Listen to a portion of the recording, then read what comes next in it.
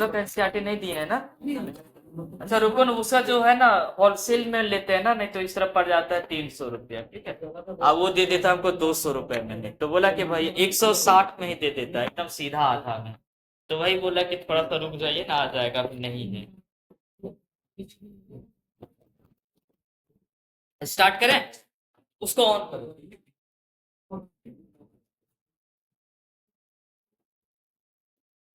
पिछले क्लास में हम लोग क्या पढ़े थे बताओ। पिछले क्लास में धसा नहीं था ना। आज के क्लास में पूरा धसेगा।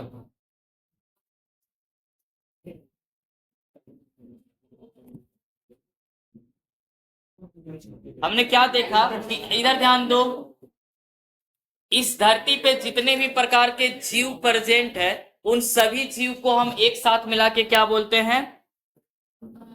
बायोडायवर्सिटी। क्या बोलते हैं? बायोडायवर्सिटी। बायोडायवर्सिटी का मतलब ये होता है कि इस अर्थ पे या फिर किसी एक पार्टिकुलर एरिया में, किसी एक पार्टिकुलर क्षेत्र में प्रेजेंट सभी जीव को हम एक साथ क्या बोलेंगे? बायोडायवर्सिटी। उसके अंदर प्लांट जितने हैं वो सभी काउंट हो जाएंगे, उसके अंदर जितने एनिमल है वो सभी काउंट हो जाएगा, उसके अंदर प्लांट एनिमल के अलावा जितना माइक्रो ऑर्गेनिज्म है वो सभी काउंट होगा। और इन सभी को हम एक साथ मिला के क्या बोलेंगे? बोलिए, बायोडायवर्सिटी। क्या बोलेंगे? बायोडायवर्सिटी। दिखा देते हैं आज, ठीक है।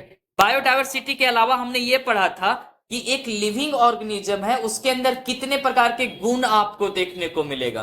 तो एक जो लिविंग ऑर्गेनिज्म है उसमें आपको टोटल 5 गुण देखने को मिलेगा। कितना गुण? 5 गुण। कौन कौन सा बताए थे बोलिए।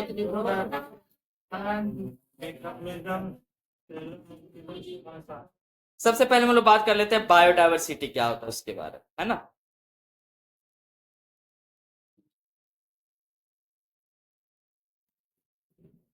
एक क्षेत्र में प्रेजेंट सभी प्रकार के जीवों को हम क्या बोलेंगे? बायोडायवर्सिटी। क्या बोलेंगे? बायोडायवर्सिटी। एक क्षेत्र है ना, वो क्षेत्र का जो एरिया है, क्षेत्रफल छोटा भी ले सकते हो और बड़ा भी ले सकते हो। तो एक क्षेत्रफल के अंदर प्रेजेंट सभी प्रकार के जीवों को हम क्या बोलेंगे? बायोडायवर्सिटी। क्या बोलेंगे? बायोडायवर्सिटी। और टोटल जो बायोडायवर्सिटी है ना वो है 3.4 मिलियन। कितना है बोलो? 3.4। लेकिन हमारे पास जो उसका रिकॉर्ड है उसके बारे में पूरा चिट्ठा है लिखा हुआ, वो कितना है? 1.8 मिलियन है टोटल इतना। लेकिन हमारे पास नॉलेज कितना का है? 1.7 टू 1.8 मिलियन। ये क्वेश्चन जो सो नीट में आया, कहां पे आया है? नीट में। तो इसको रट लेना, ये लाइन भी जो सो नीट में आया है कि एक एरिया में प्रेजेंट जितने टाइप के और जितनी संख्या में ऑर्गेनिज्म मतलब जीव प्रेजेंट मतलब उपस्थित है, उन सभी को हम क्या बोलेंगे? बायोडायवर्सिटी। क्या बोलेंगे? बायोडायवर्सिटी। उसके बाद हमने क्या पढ़ा बताइए कि एक जो लिविंग ऑर्गेनिज्म होते हैं उसके अंदर टोटल कितने प्रकार के गुण देखने को मिलेंगे, यही पढ़ा था ना। कौन कौन सा था बोलिए, एकदम एक साथ सबको पढ़ना शुरू करो।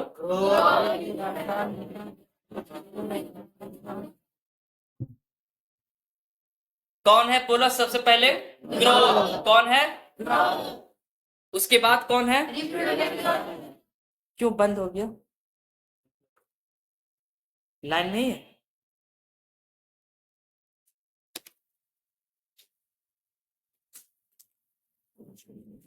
दोनों बैच में बहुत अच्छे से पढ़ा रहे हैं, इसी बैच में दिक्कत हो रहा है। हो जाएगा, डोंट वरी, आ जाएगा। टोटल कितना था बोलो? 5। कौन कौन सा था? Growth, reproduction, metabolism, cellular organization और कंसिस्टेंस। मोबाइल है ना? मोबाइल निकालो सब पे, मोबाइल सामने रखो, उसको बंद कर दो।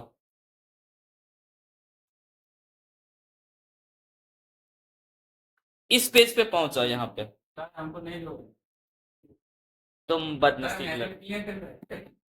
ऐसे भी क्या, फिर भी तो बोले जोड़े। अच्छा अभी पड़ोसी से देख लो, पड़ोसी के तुम्हारे पास है मोबाइल? देखो उसमें अब बगल वाले में शिफ्ट हो जाओ, ठीक है, या फिर तुम ही उधर चल जाओ पवन, आराम से निकल के चले जाओ। टोटल कितना है बोलो? 5 है। कितना है? 5। कौन कौन सा है? सबसे पहले कौन है? Growth, reproduction, metabolism, cellular organization और कंसिस्टेंस। इससे अब हम लोग बात करेंगे ग्रोथ के बारे में। किसके बारे में? ग्रोथ। नेक्स्ट पेज में आ जा। ग्रोथ में देखो कुछ सेल आपको दिख रहा होगा, है ना? ग्रोथ का मतलब होता है increase in the number and mass of the cell. Cell की संख्या और वजन में बढ़ना, इसी को हम क्या बोलते हैं? ग्रोथ बोलते हैं। और ये जो ग्रोथ होता है वो किसके द्वारा होगा? तो वो होगा सेल डिवीजन के द्वारा। किसके द्वारा? Cell division. यानी एक सेल 1 से 2 होगा, देखो 1 से 2 होते हुए दिख रहा है ना। और जब वो 1 से 2 होगा तो क्या होगा कि उसकी संख्या भी बढ़ेगी। क्या बढ़ेगी? संख्या। और धीरे धीरे उसका साइज भी बढ़ेगा। तो साइज जब बढ़ेगा तो उसका वजन भी बढ़ेगा, और संख्या जब बढ़ेगा तो उसका हाइट भी क्या होगा? बढ़ेगा। तो ग्रोथ जो सो एक्चुअली जो हो पाता है वो किसके द्वारा हो पाता है? सेल डिवीजन के द्वारा। किसके द्वारा? सेल डिवीजन के द्वारा। नेक्स्ट पेज में आ जाओ।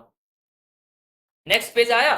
देखो इसमें लिखा हुआ है कि प्लांट जो है वो जब तक उसका जीवन रहेगा तब तक वो ग्रोथ करते रहेगा। प्लांट में ग्रोथ जो है ना वो जब तक जीवन है तब तक होते रहेगा। लेकिन एनिमल जो है उसमें एक सर्टेन एज तक ही होगा। एक सर्टेन एज तक होगा, उसके बाद उसका ग्रोथ क्या होगा? रुक जाएगा। इसको ऐसे समझो, इंसान का जो है सो कभी हाथ पैर अगर टूट जाए तो वहां से दूसरा पैर और हाथ नहीं निकलता है, ठीक है। लेकिन प्लांट का कोई अगर टाली वगैरह काट दो वहां से दोबारा निकल जाता है। समझ में आया कुछ? तो प्लांट में जो ग्रोथ है वो हमेशा होते रहेगा, जब तक उसका जीवन है तब तक उसमें ग्रोथ होगा। लेकिन एनिमल में ऐसा नहीं। यहां तक समझ में आ गया? लेकिन हाँ, एनिमल में कभी अगर कट उठ गए हो ना तो इस जगह को रिप्लेस करने के लिए वहां पे सेल डिवीजन होगा, और उसके कारण इस जगह का जो डैमेज वाला जो सेल है उसको क्या किया जा सकता है? रिप्लेस। रिप्लेस का मतलब बदलना।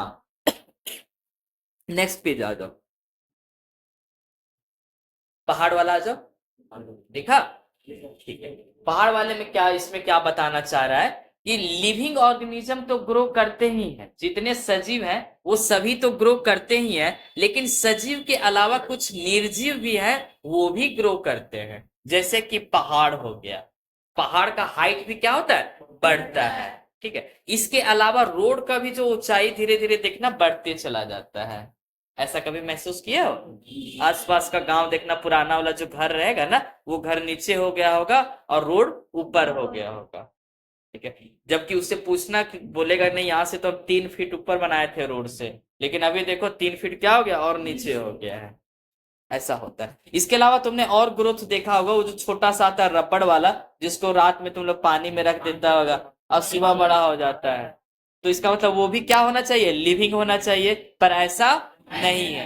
तो ग्रोथ को तुम आधार मान के किसी को यह नहीं बता सकते कि तुम लिविंग हो या नॉन लिविंग। तो ग्रोथ जो सो आपको देखने को मिलेगा भी, नहीं भी मिलेगा। ये समझ में आया? चलिए, इसके अलावा जो है सो नेक्स्ट हम लोगों ने क्या पढ़ा था? क्या लिखे हो कॉपी में? कहां तक? रिप्रोडक्शन। रिप्रोडक्शन का मतलब होता है अपने ही जैसे संतान को जन्म देना। इसी को हम लोग क्या बोलते हैं? रिप्रोडक्शन। कभी ऐसा ना हो कि बकरी जो सो किसको जन्म दे दे? शेर को। ऐसा नहीं, ठीक है। बकरी हमेशा किसको जन्म देगा? बकरी को ही। आम का पेड़ किसको जन्म देगा? आम के पेड़ को। ऐसा नहीं कि आम का पेड़ लगाओगे तो वहां से कद्दू निकलेगा, ऐसा नहीं है, ठीक है। लेकिन कुछ लोग बोलता है मेरा बेटा शेर है। काहे बोलता है ऐसा? बोलो। ठीक है, ऐसा नहीं है। चलो ठीक है। ऑर्गेनिज्म जो रिप्रोडक्शन कर सकता है ना वो 2 माध्यम से कर सकता है। सेकंड लाइन देखो, दिख रहा है सेकंड लाइन में कि ऑर्गेनिज्म जो रिप्रोडक्शन कर सकता है वो 2 तरीके से कर सकता है। एक है एसेक्सुअल और दूसरा है सेक्सुअल। एसेक्सुअल में जो है सो सिंगल पेरेंट्स का इन्वॉल्वमेंट होता है, जबकि सेक्सुअल में जो है सो 2 लोगों का इन्वॉल्वमेंट होता है, 2 पेरेंट्स का इन्वॉल्वमेंट होता है, और दोनों अपोजिट सेक्स का होना चाहिए। कितने सेक्स का? अपोजिट सेक्स, ठीक है। इसके अलावा सबसे इंपॉर्टेंट ये है कि जो यूनिसेलुलर ऑर्गेनिज्म होते हैं, कौन से ऑर्गेनिज्म, यूनिसेलुलर में हमारा और आपका सबसे फेवरेट एग्जांपल होता है अमीबा। कौन है बोलो, अमीबा। अमीबा में जो है ना, सो ग्रोथ और रिप्रोडक्शन दोनों एक ही होता है। ग्रोथ इक्वल टू रिप्रोडक्शन कह दो या रिप्रोडक्शन इक्वल टू ग्रोथ, इसको बताते हैं। ग्रोथ का मतलब हमने अभी क्या पढ़ा कि इसका साइज जो सो क्या होता है, बढ़ना, यही होता है ना ग्रोथ का मतलब। और इसका साइज जब बढ़ने लगता है ना, तो ये अपने आप टूट के एक से दो हो, साइज जब बढ़ेगा ना तो अपने आप टूट के क्या होगा, एक से दो। तो यूनिसेलुलर ऑर्गेनिज्म, यूनिसेलुलर हम वैसे जीवों को कहते हैं जिसका शरीर एक सेल से बना हो। कितने सेल से, एक सेल। तो यूनिसेलुलर ऑर्गेनिज्म में ग्रोथ और रिप्रोडक्शन दोनों समान होता है। और दोनों किसके द्वारा होगा, तो ये जो दोनों है ये होगा सेल डिवीजन के द्वारा। तो जितने भी यूनिसेलुलर ऑर्गेनिज्म है, यूनिसेलुलर याद रखना जिसका शरीर एक सेल से बना हो। कितने सेल से, एक सेल से। यूनिसेलुलर का एग्जांपल हो गया तुम्हारा अमीबा। कौन है बोलो, अमीबा। ईस्ट भी है, कौन है बोलो, ईस्ट। जितने भी आपको बैक्टीरिया पढ़ाए थे ना, कवक है एक प्रकार का फंगस, ईस्ट, ठीक है। इसके अलावा जो ईस्ट के अलावा बैक्टीरिया जितने भी पढ़ाए ना आपको, मोनेरा वाला सब, इन सभी में जो है सो ग्रोथ इक्वल टू क्या होगा, रिप्रोडक्शन। और ग्रोथ इक्वल टू रिप्रोडक्शन, और ये दोनों होगा किसके द्वारा, सेल डिवीजन के द्वारा। देखो डायग्राम में सबसे लास्ट वाला दो डायग्राम दिख रहा है ना, उसमें दिख रहा है, उसी में अरे एकदम लास्ट में वही वाला पेज का दो डायग्राम, एकदम सीधा लास्ट पहुंच जाती है। दिखा,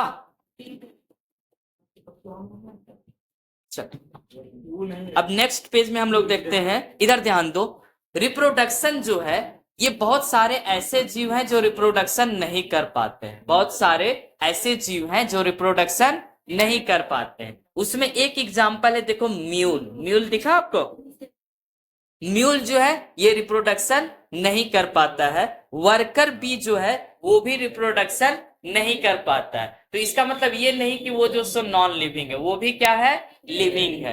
तो हम लोग रिप्रोडक्शन को भी आधार मान के यह नहीं कह सकते कि कोई लिविंग है या नॉन लिविंग है। यहां तक समझ में आ गया। इसमें आपको क्या याद रखना है, म्यूल और वर्कर बी, इसको हाईलाइट कर लेना, म्यूल और वर्कर बी को, ये दोनों रिप्रोडक्शन नहीं कर, ठीक है। अब तीसरा नंबर क्या है बोलो, मेटा, मेटाबॉलिज्म क्या आप लोगों को पढ़ाए थे क्या, पढ़ाए थे। चलो अब हम लोग पढ़ेंगे मेटा। तो आप से लिखना शुरू करो, कॉपी निकालो। हाँ, एक दो दिन का दिक्कत है, ठीक है, अभी वहां पे बन रहा था, हम देखेंगे इलेक्ट्रिक बल्ब। हाँ, ये लाइट का प्रॉब्लम है ना, क्या करोगे, गरीब शहर है हमारा हजारीबाग। नीट का क्वेश्चन यहीं से लिख हुआ था, याद रखना, गरीब नहीं है, वांटेड है सर, श्योर है। मेटाबॉलिज्म कितना नंबर होगा, तीसरा नंबर होगा ना, मेटा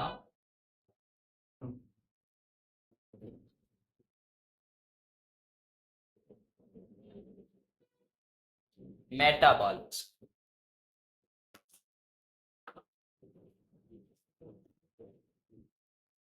ठीक है।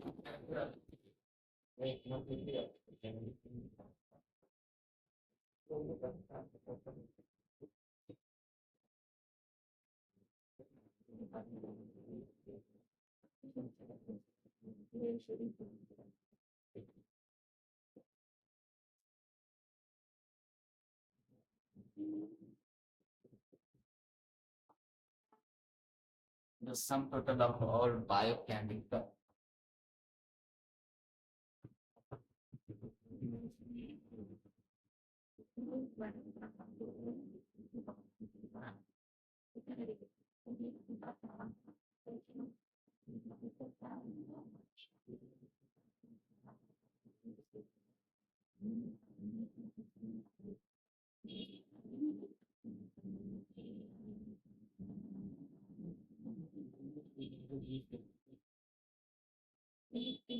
एक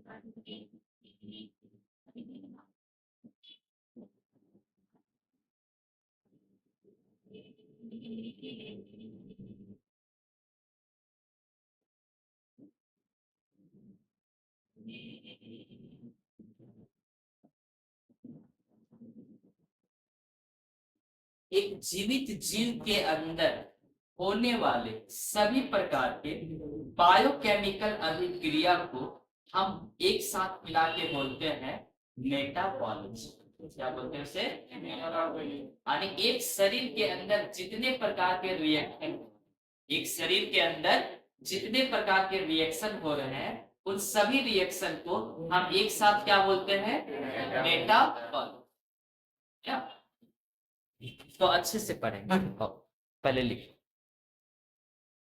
एक शरीर के अंदर या फिर एक लिविंग सिस्टम के अंदर या फिर एक सेल के अंदर, देखो हमने तीन चीज लिखी, एक लिविंग सिस्टम, बॉडी या फिर एक सेल, इसके अंदर जितने भी प्रकार के रिएक्शन हो रहे हैं उन सभी रिएक्शन को हम एक साथ मिला के क्या बोलेंगे? मेटाबॉलिज्म। जैसे कि यह एक लिविंग सिस्टम, ये क्या है? एक लिविंग। अब इसके अंदर कितने प्रकार के रिएक्शन हो रहे होंगे? पहला रिएक्शन इसके अंदर हो रहा होगा फोटोसिंथेसिस। क्या हो रहा होगा बोलो? दूसरा इसमें और क्या हो रहा होगा बताओ? जड़ जो है पानी खींच रहा होगा और ये जो सो पानी ऊपर हवा में भेज रहा होगा। ग्रोथ भी हो, ग्रोथ नहीं, ये हो रहा होगा। रिएक्शन की बात हो रहा है। किसके बारे में बात हो रहा है? रिएक्शन। रिएक्शन जानते ना, क्रिया पढ़े होगे आप लोग, वही। हाँ, अभी क्रिया। तो एक सिस्टम के अंदर जितने प्रकार के रिएक्शन हो रहे हैं उन सभी को हम एक साथ मिला के क्या बोलते हैं? मेटाबॉलिज्म। कोई एक रिएक्शन को नहीं, सारे रिएक्शन को क्या बोलना है? सारे रिएक्शन।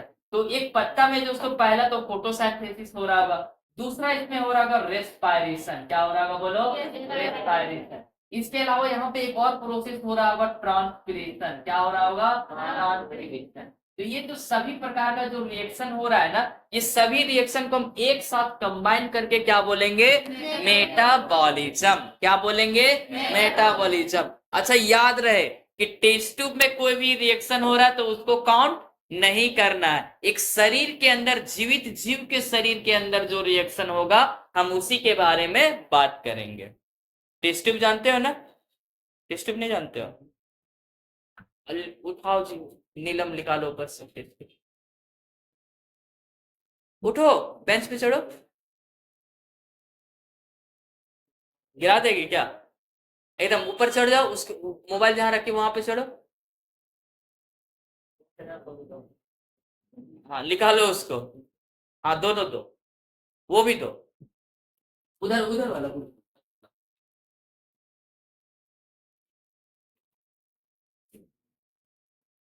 हाँ, दो। क्या? इधर ध्यान दो। ये सब के अंदर अगर तुम उल्टा पुल्टा केमिकल डाल के रिएक्शन कराओगे तो वो रिएक्शन क्या मेटाबॉलिज्म कहलाएगा क्या? इसी को हम लोग बोलते हैं टेस्ट ट्यूब। इसको क्या बोलते हैं? Test tube. इसके अंदर तुम किसी भी प्रकार का रिएक्शन करा रहे हो तो क्या ये मेटाबॉलिज्म कहलाएगा? नहीं। मेटाबॉलिज्म हम वैसे रिएक्शन को कहेंगे जो एक शरीर के अंदर हो। किसके अंदर हो? शरीर के अंदर। या फिर वो एक किसी सेल के अंदर हो। किसके अंदर हो? सेल के अंदर। तो वैसे रिएक्शन को क्या बोलते हैं? मेटाबॉलिज्म। क्या बोलते हैं उसको? मेटाबॉलिज्म। ये सब का इस्तेमाल करके अगर तुम कोई रिएक्शन बाहर करा दे रहे हो तो वैसे रिएक्शन को मेटाबॉलिज्म नहीं बोलेंगे। ठीक है, अब इधर ध्यान दो। मेटाबॉलिज्म जो है ना, ये दो प्रकार के होते हैं। कितने प्रकार के होते हैं? मेटाबॉलिज्म ये दो प्रकार का। कितने प्रकार का? दो प्रकार।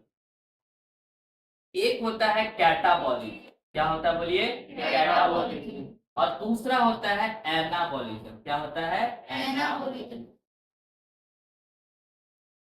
नहीं समझ में आ रहा? बाउंस किसका किसका हो रहा है? बाउंस होने लगा ना? चलो सुनो, तुम्हारे शरीर के अंदर जितना प्रकार का रिएक्शन हो रहा है सभी को अकेले नहीं, सभी को एक साथ एकदम पहले लिख लेना और उसको बोल देना कि ये है मेटाबॉलिज्म। ठीक है? अब ये जो मेटाबॉलिज्म है ना, इसके अंदर दो प्रकार के रिएक्शन हो सकते हैं। कितने प्रकार के? दो। एक होता है कैटाबॉलिज्म, दूसरा होता है एनाबॉलिज्म। कैटाबॉलिज्म में क्या होता है कि कोई बड़ा सा मॉलिक्यूल है ये जो है तो टूट जाता है छोटे छोटे में। एक बड़ा सा मॉलिक्यूल है, ये टूट जाता है किसमें?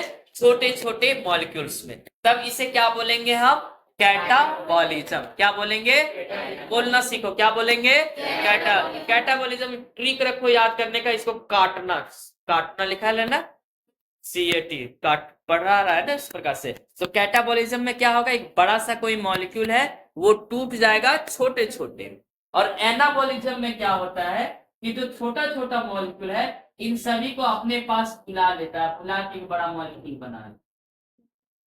हाँ, उल्टा। तो इसको हम लोग क्या बोलते हैं? एनाबॉलिज्म।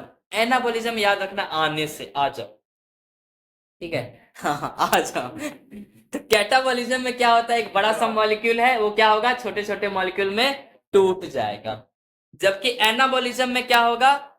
छोटा छोटा मॉलिक्यूल आपस में जुड़ के एक बड़ा सा मॉलिक्यूल बना ले। अगर हम प्लांट के बारे में बात करें, किसके बारे में? प्लांट के बारे में। तो कैटाबॉलिज्म एक होता है, इसमें क्या होता है कि रेस्पायरेशन। रेस्पायरेशन का मतलब क्या होता है? ग्लूकोज का टूटना। इसी को हमने क्या बोला था? रेस्पायरेशन। क्या होगा कि बड़ा सा मॉलिक्यूल है ग्लूकोज का, C6H12O6। ये जो है तो ऑक्सीजन के प्रेजेंस में टूट जाता है कार्बन डाइऑक्साइड में प्लस ATP। एक बड़ा सा मॉलिक्यूल था, ये दो छोटे मॉलिक्यूल में टूट गया। तो ये कैसा रिएक्शन है बोलो? कैटाबॉलिज्म। ठीक है। दूसरा, अभी पहले तुम्हें लिख दो, अभी पहले समझो, उसके बाद में दूसरा है फोटोसिंथेसिस। आपने पढ़ा होगा ना? फोटोसिंथेसिस का हिंदी किससे नहीं पता है? क्या होता है बोलो? प्रकाश संश्लेषण। फोटोसिंथेसिस का हिंदी क्या होता है? प्रकाश संश्लेषण। और रेस्पिरेशन का हिंदी? ग्लूकोज का श्वसन, ऐसे ही कुछ पढ़ा। फोटोसिंथेसिस में क्या होता है बोलो? खाना बनता है, खाना बनाता है प्लांट।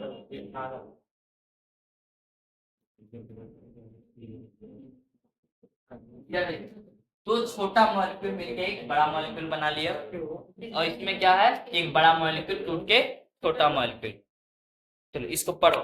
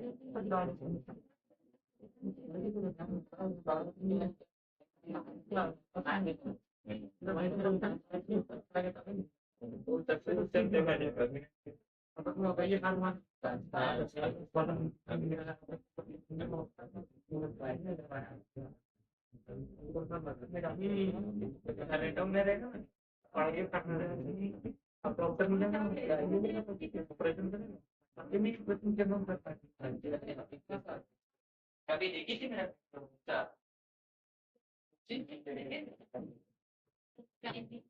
Thank you. हाँ, चलो सबको एक साथ मिला के thank you। तो मेटाबॉलिज्म क्या होता है समझ में आया? इसके अंदर भी देखो ग्लूकोज डला हुआ, यहाँ पे भी एक प्रकार का रिएक्शन, पर क्या हम इसे मेटाबॉलिज्म कहेंगे क्या? नहीं कहेंगे इसका मेटाबॉलिज्म। नहीं, एक शरीर के अंदर, हम लोग बायोलॉजी है तो हम लोग लिविंग के बारे में बात करेंगे। किसके बारे में? हाँ, अभी बॉटनी पढ़ रहे हैं, अभी डायरेक्ट बायोलॉजी पढ़ रहे हैं। हाँ 2 पार्ट है, लेकिन अभी तुम बायोलॉजी ही पढ़ रहे हो। क्या पढ़ रहे हो अभी? बॉटनी। चलो आगे देखते हैं, है ना। मेटाबॉलिज्म कितने प्रकार के होते हैं? 2 प्रकार के। अब देखो ये वाला जो क्वेश्चन है ना, ये नीट में रिपीट,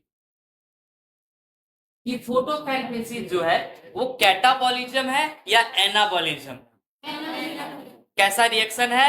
एनाबॉलिज्म। तो भविष्य में इसको भी रिपीट कर सकता है ना, कि क्या रेस्पिरेशन जो होगा वो कैसा होगा? तो रेस्पिरेशन कैसा है? कैटाबॉलिज्म। कैसा बोलिए? कैटाबॉलिज्म। चलो अब जो सो नेक्स्ट हम लोग मेटाबॉलिज्म के बाद क्या था बोलिए? Cellular organization. चलो आज जो सो हम इसका बात मान लेंगे और उधर लिखेंगे। चौथा नंबर है ना, सेलुलर ऑर्गेनाइजेशन। सेलुलर ऑर्गेनाइजेशन, ठीक है।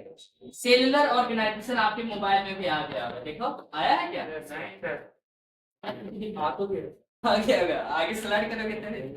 सेलुलर ऑर्गेनाइजेशन ये बताता है कि जितने भी जीव है ना, सभी का शरीर जो है सो सेल से बना है। किससे बना है? ऑल। सेल थ्योरी में भी यही बोला गया था, याद है?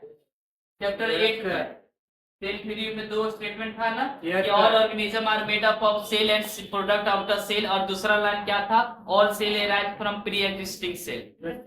याद आया कुछ? नहीं याद है? All organism are made up of from cell and product of the, जितने भी जीव है सभी किससे बने बोलो? सेल और सेल के प्रोडक्ट से। तो फिल्म में क्या है बोलता है मिथुन की मेरा जो शरीर है वो बना है लोहा से, औलाद बोलता है। शरीर नहीं बोलता है, शरीर जो सो लोहा का है, वो गलत बात है। शरीर किसका बना है? सेल का, वो झूठ बोलता है वो लोग। प्लांट का जो सो शरीर वो किससे बना होगा? प्लांट सेल से। एनिमल का शरीर किससे बना है? एनिमल से। देखो आपको 2 प्रकार का सेल दिख रहा होगा इमेज में, दिखा? मोबाइल में देखो 2 प्रकार का सेल दिख रहा है। इसमें से पहला जो सेल है ना वो देखो है प्लांट सेल। कैसा सेल है? प्लांट।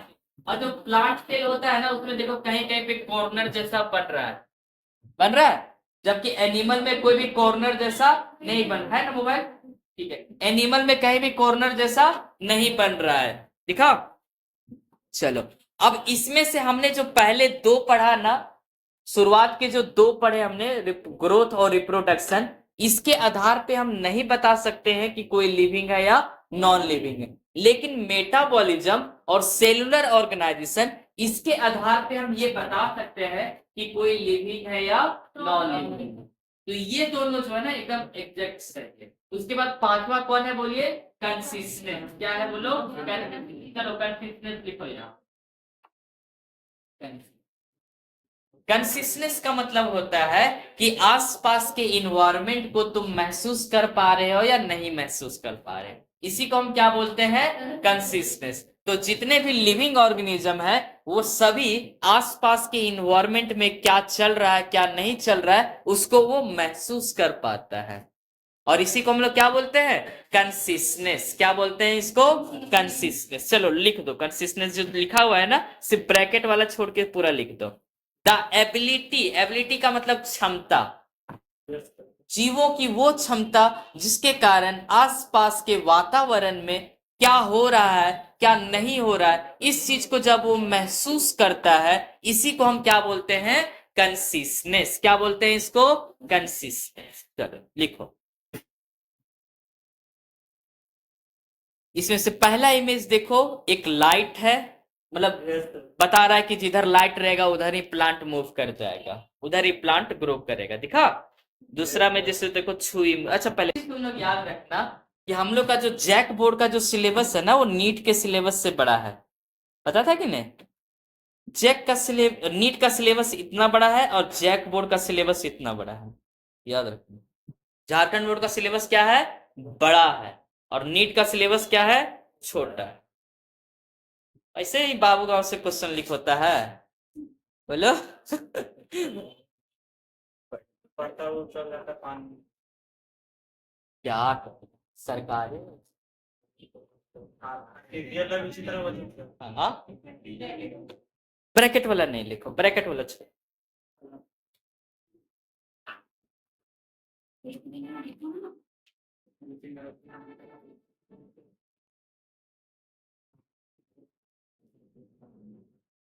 झारखंड बोर्ड नीट जो है ना सिर्फ एनसीईआरटी से क्वेश्चन पूछेगा, लेकिन झारखंड बोर्ड कहाँ कहाँ से क्वेश्चन पूछेगा अभी कोई ठिकाना नहीं है।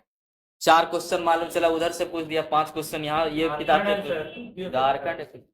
हम लोग वैसे भी हीरो है, ठीक है। हो गया, कंसिस्टेंस का मतलब पता चला। देखो पहले इमेज में आपको दिख रहा होगा, पहला इमेज देखो, पहले इमेज में क्या दिख रहा है कि ये बताना चाह रहा है कि प्लांट जो है वो लाइट के प्रति सेंसिटिव होता है, वो लाइट को महसूस कर पाता है। अगर इस जगह प्लांट को लगा दिए और दूसरे साइड अगर लाइट है और इधर अंधेरा है, तो ये जो पेड़ है ना इधर मूव कर, समझ में आया? तो प्लांट किसके प्रति सेंसिटिव है? लाइट के प्रति, ये बताना चाह रहा है। दूसरे इमेज में देखो छुई मुई, जो बचपन में तुम लोग एकदम पूरा खेल, अभी भी कैनरी चल जाना हाईवे पास, एकदम पूरा रोड के किनारे छुई मुई लगा दिया है, तो तुम्हारे लिए लगाया है, ठीक है। जाओ उसको छुओ, उसको बताओ कि हम आए हैं, ठीक है। इसके अलावा और तीसरा में क्या है बताओ? तीसरा इमेज देखो, एक प्लांट को दिखाया गया है, वो प्लांट है इंसेक्टिवोरस। कैसा प्लांट है? उसके ऊपर जैसे ही जाके इंसेक्ट बैठता है, वो क्या करता है, इसको तब बंद कर, तो वो महसूस किया होगा ना पहले कि मेरे ऊपर कोई आके बैठा है, तो इसी को हम लोग क्या बोलते हैं? कंसिस्टेंस। क्या बोलते हैं इसको? कंसिस्टेंस। उसके बाद चौथा, ये कैसा इमेज दे दिया है? देखो क्या दिखा रहा है अमित बाबू, देखो क्या दिख रहा है पांचवा वाला, चौथा वाला इमेज में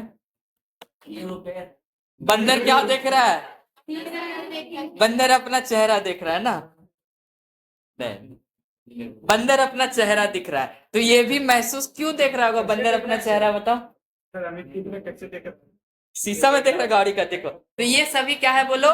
कंसिस्टेंस। क्या है? कंसिस्टेंस। चलो नहीं तो कम से कम वो हीरो बनने का तो कोशिश कर रहा है, चलो अगली बार मूवी में एक से एक हीरो जब जा सकता है तो बंदर कह नहीं जा सकता क्या? वरुण धवन जैसा हीरो जा सकता है तो ये कह नहीं जा सकता, ठीक है। कंसिस्टेंस के बाद नेक्स्ट में आ जाओ कि ह्यूमन के पास जो है ना, इंसान ऐसा है जिसके पास सेल्फ कंसिस्टेंस प्रेजेंट होता है। क्या देखने को मिलता है? सेल्फ कंसिस्टेंस का मतलब ये हुआ कि पहले अपने बारे में सोचेगा, उसके बाद किसके बारे में सोचेगा? दूसरे के बारे में। जैसे कि अगर उसको गर्मी लग रहा है तो क्या किया वो? एसी लगा दिया। एसी लगाने के बाद दूसरा जीव मर रहा है, सड़ रहा है, उससे उसको कोई फर्क नहीं पड़ेगा, तो इसको हम लोग क्या बोलते हैं? Self consistence. तो सेल्फ कंसिस्टेंस किसमें देखने को मिलता है? इंसान में। इंसान में क्या देखने को मिलता है? सेल्फ कंसिस्टेंस, ठीक है। यहां तक हो गया ना? चलिए अब हम लोग नेक्स्ट पढ़ने वाले हैं टेक्सोनॉमी। क्या पढ़ने वाले हैं? टेक्सोनॉमी। हेडिंग डालो एकदम बीच कॉपी में, टेक्सोनॉमी। कॉपी में जहां लोग है ना,